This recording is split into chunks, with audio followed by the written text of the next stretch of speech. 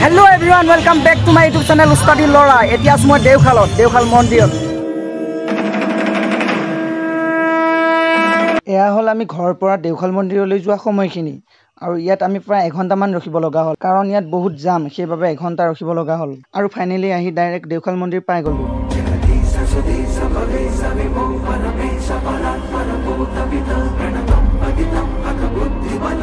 আৰু মই মন্দিৰত প্ৰৱেশ নকৰাকৈ ইয়াৰ পৰা কিবা এভাগ কিনি লৈ মহাদেৱক দৰ্শন কৰিম বুলি ওলালো কিবা এভাগ কিনিলো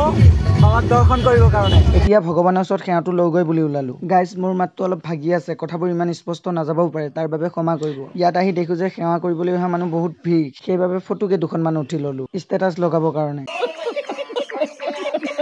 দেওখাল মন্দিৰত সেৱাটো জনালো তো আপোনালোকৰ কাৰণে আৰু মোৰ কাৰণে যাতে আপোনালোকে সদায় ভালে কুশলে থাকে তাৰে কামনাৰে ভগৱানৰ ওচৰত চাকি গছ জ্বলালো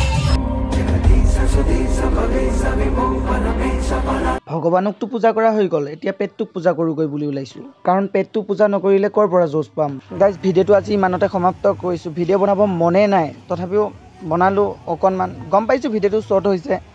বাট চাই কেনেকুৱা পালে জনাব বাই বাই